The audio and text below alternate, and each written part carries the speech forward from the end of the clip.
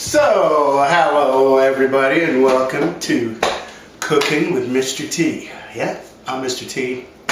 I'm a teacher at Yale Secondary and been teaching for over 23 years now.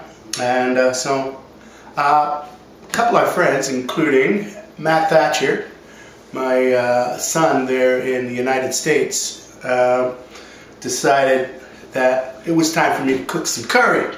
So, before we start, let me show you a little book here.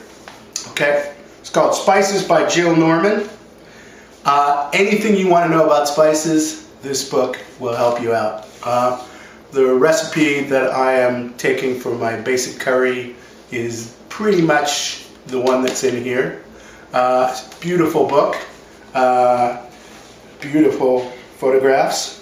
That's actually the page. And if you ever wanted to open a spice shop, guys, this is the one. Get this book and you'll be on your way.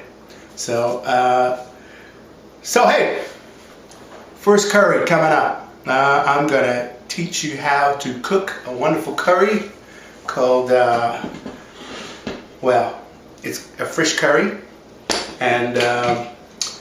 And you can have it with some rice. Before, of course, that, you might want to make some curry powder. Now, you might say, hey, why don't I just go down and get some? But, you know, it's always good to know how to make some curry powder. Say, in case, you know, your buddy from Mumbai shows up and you look in the cupboard, you don't have any curry powder, but you got all these other things. Well, here's how you do it.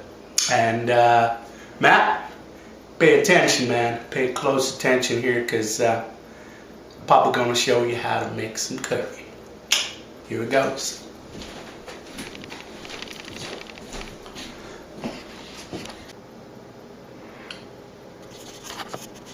So, people out there in YouTube land, if you want to skip this bit, you can go get yourself some Patak's Vindaloo paste or curry paste of any kind, or you can go get yourself some curry powder if you like.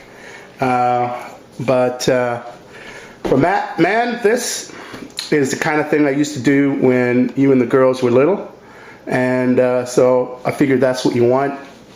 This is the way I used to make curry.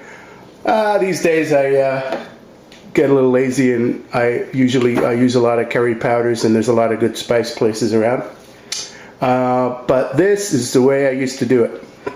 So again, I got myself some cumin, 2 tablespoons. This is about a tablespoon here.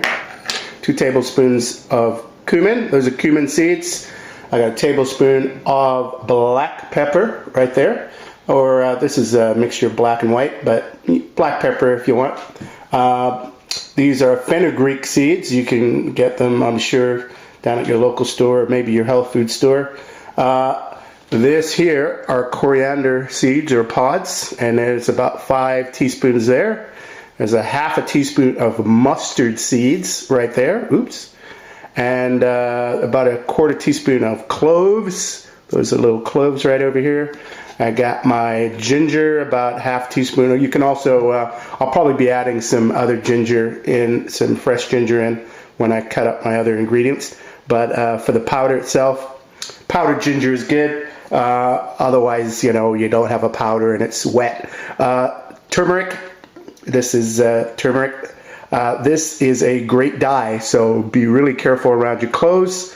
Also called curcuma in some places. This is a cinnamon stick. You can use this, or you can use just a teaspoon of ground cinnamon if you got it. This here are crushed red chilies, and I've got the equivalent of maybe 6 of those little red chilies. That's about a teaspoon and a half, and it's hot because the seed pods are left in. Some people like to take them out. If you like the taste without the heat, then you just get the red seed pods and actually take out the seeds. This here is curry leaf, and it's a little hard to get, but I'm sure you could probably find it somewhere. If you have any East Indians living in the area or East Indian stores, I'm sure you will find some curry leaf. And it is why this is called curry, because of the curry leaf. Okay, so that is my mixture. What I'm going to do is I am going to take all this, I'm going to dump it into a pan and heat it up a little bit. So as you can see, I have dumped those spices into a pan, and I'm just going to heat them up a little bit. And basically this is just to get the flavor out of the dry spices, you know, because there's still a little tiny bit of water in them, and this will sort of reactivate them a little bit. Now the turmeric and the ginger I left in here because basically you know, I want to use all of it, and if I put it in there it'll probably stick to the pan. So just the whole spices in here. You can get a stick of turmeric as well, and it's a big yellow root, and you can use dried turmeric and throw it in there as well if you wanted to do that. So we're just going to stir these spices a while and heat them up a bit. So I'm going to do that, and we'll go to the next bit. So I'm still simmering this on low, and you can smell all the spices coming back alive. By the way, it's beautiful. I know this is supposed to be the frozen north, but up here in Canada. But I just want to show you what a beautiful day it is outside. That's Mount Baker in the distance, our local volcano. Anyway, beautiful day to make curry. And here we are. So this is almost done, and I will let it cool. So I hope y'all can see that I got all the spices packed in here. Now what I'm going to do is, this is just a good old, fairly cheap spice grinder or coffee grinder. If you're going to use a coffee grinder, make sure you don't use the one that your wife uses for coffee, or she may just kill you. So make sure you use your spice grinder for spices, your coffee grinder for coffee. You're going to be in big trouble. Anyway, ancient history. Anyway, here we go. So we grind up them spices, baby. And you can see that loveliness, getting that nice yellow color.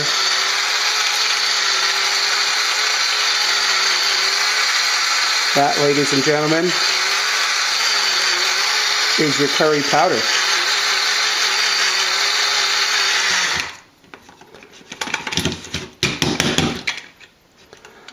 Lovely, lovely color. Smells wonderful. And it smells very different than your curry powder that's comes from the store and it's already pre-done. So here are some of my other ingredients. I've got one red pepper here. I've got a huge mother onion here. I like lots of onions, so I'll put a bunch of that in. I have just maybe a quarter piece of ginger that I've cut up. Again, I like lots of ginger, and it adds a little bit of heat. I got 3 tomatoes. It'll be my main juice. And for the meat part, basically I'm going to use fish. And I got a nice piece of halibut here and some cod, and 2 different types of fish. And so it's going to be a fish curry. And yeah, but you can put chicken in, you can put beef in, whatever you got hanging around the house. Okay, so I'm going to chop these suckers up and probably throw the onion in the pan with the ginger and maybe even a teaspoon or 2 teaspoons of garlic. And we'll do that right now. I'm a bit of a cubist. I like to chop everything into cubes. So you will often see me doing that. Matt, watch out when you do this bit that you don't almost cut your finger off like you did a couple of years ago. Because I'm sure your lady wife would want to take you to the hospital. Alright. What with all that great health care down there. Alright, so here we go. So, onions, same thing. I peel it and I cube it.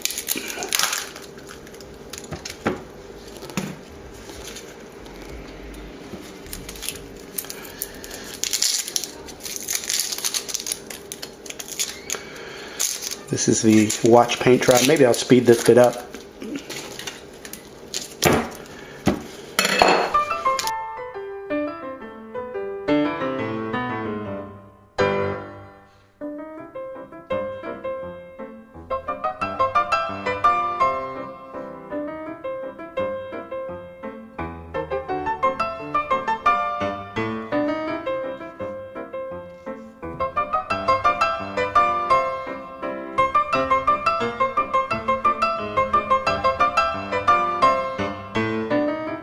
That was just for the halibut.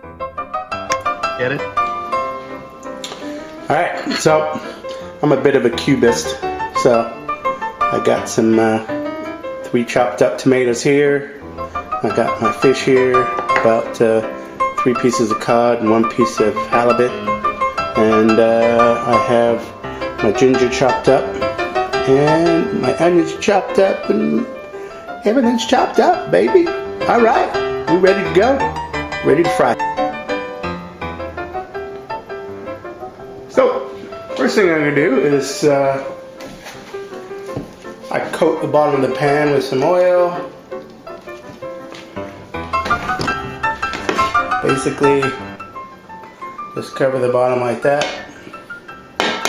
so things don't stick. Tiny bit more, little dash. Alright. And first thing I'm probably going to do is I'm going to fry them onions.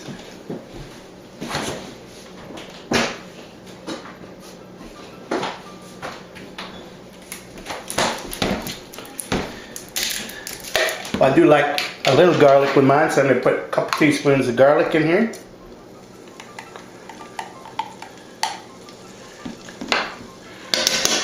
Garlic in your curry? What's this, Willet? What is that?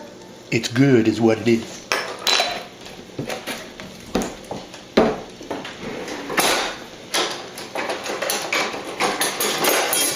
I have an Italian friend who probably say, "Oh, you American, you cook too much with the garlic. It's only you need a little bit." Well, hey, just a little bit. Just a little bit.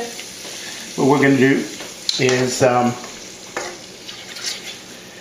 get this garlic good and warm, and we're going to toast it a little bit, and then we'll add our onions.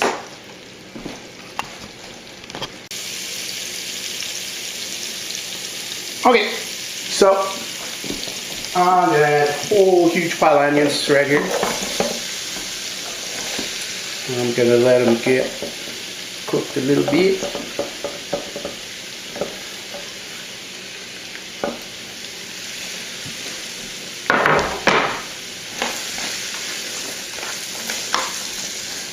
Fried onions, there you go.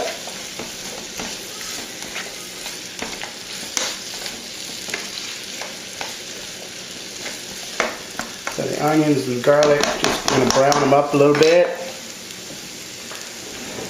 I'm going to let those simmer and brown for a bit.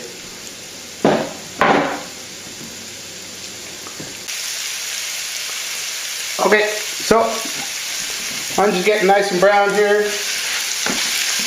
Looking good, getting transparent. I'm going to throw the meat in with the onions.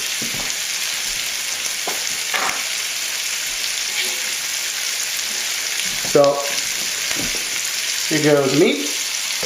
All that. Lovely fish. Lovely that.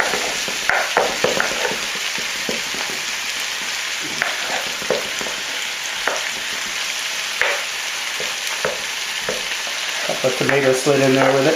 That's okay.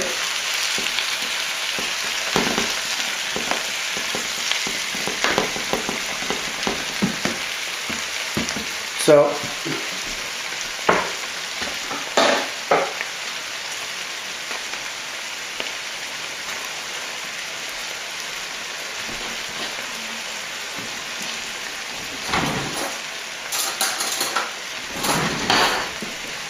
I'm now going to take about a tablespoon of this here curry mix, and I'm going to sprinkle it over it like that.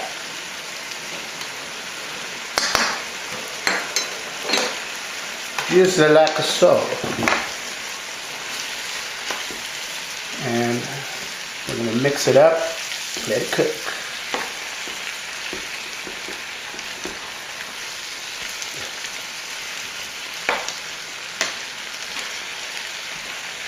Make sure you coat all your pieces of fish with it.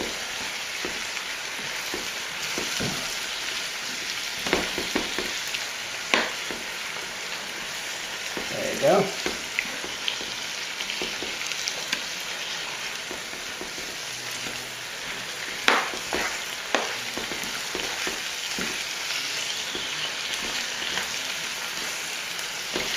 And then you can stir your onions into it too.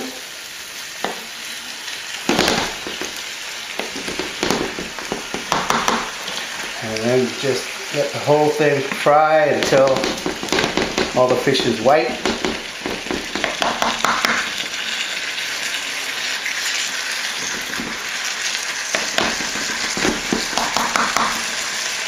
Just keep it going.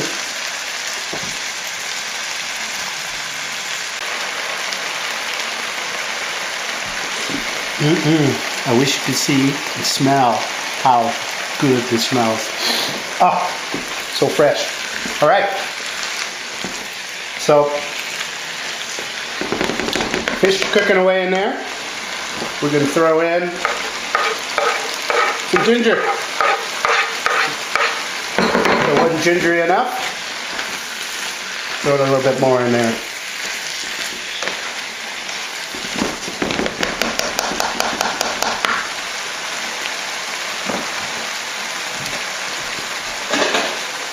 And we're going to throw in our red peppers.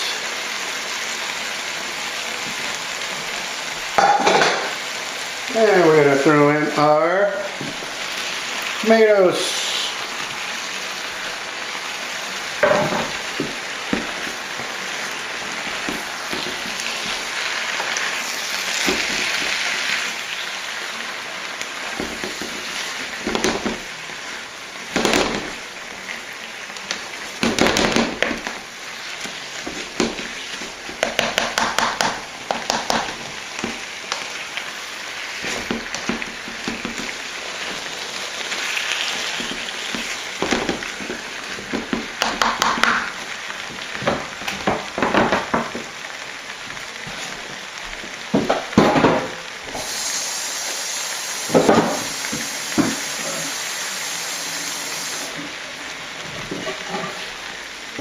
And then, my lovelies, maybe put in, sprinkle over one more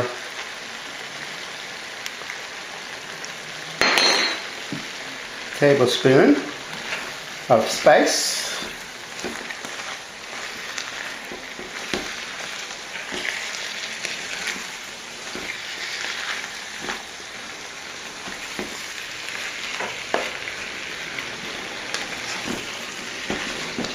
And if you want a nice smooth fish curry, you can grab a little of this whipping cream, believe it or not, because the easiest way to make a curry sauce is with curry powder and whipping cream, and it gives a nice smooth texture to your food. It adds a little color, a little flavor, gives it that nice creamy kind of feel to it.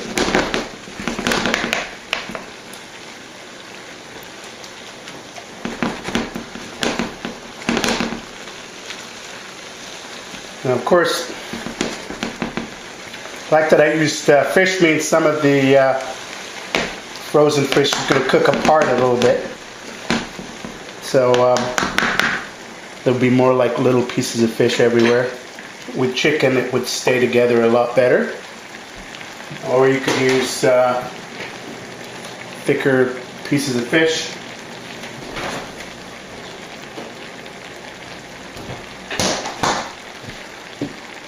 But ladies and gentlemen, voila, le curry, the Abbotsford.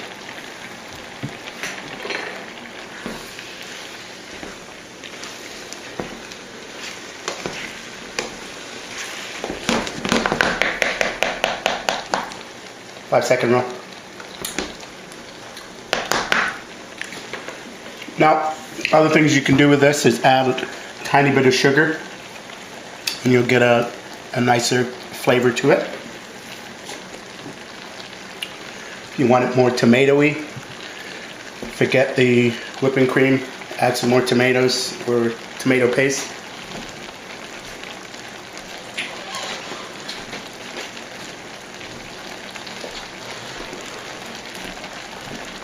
Since I'm diabetic, I'm going to add a tiny bit of Splenda.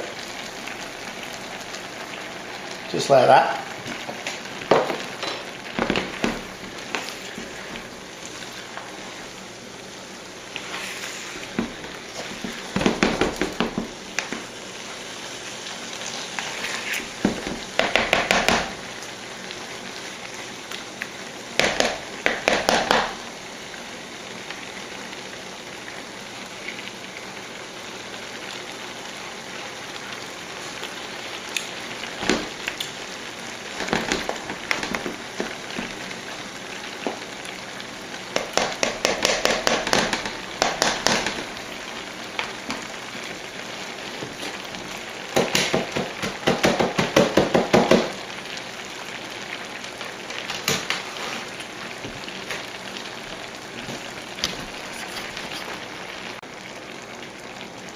So there, almost done. You can serve it with some rice. How do you make rice? Well, here's the secret. Old Dutch lady told me this once. It doesn't really matter how much rice you put in, depending on how much you want, right? But always take your thumb, and if your thumb is touching the rice and the water is up to this part of your thumb, and you bring it to boil, turn it to 2 or 1.5, leave it, it will be perfect, my friends.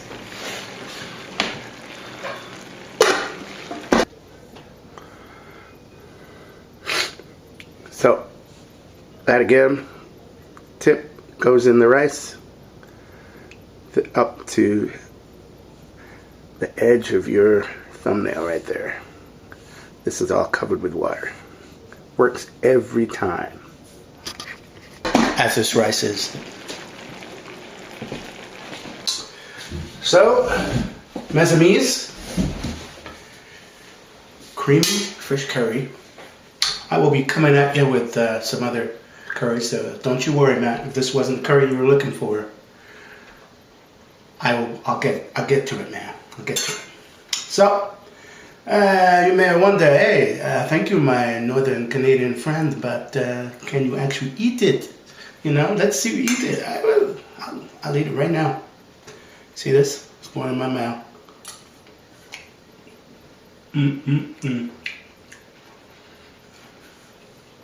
It's gingery. Oh, lovely bits of ginger in there. Oh. Little heat. A lovely bit of halibut. I'm really quite pleased indeed. So, cheers, my friends. Here's to good eating, and we'll see you again. Tig Dog cooks your curry. It's always going to be curry. There it is. Evening.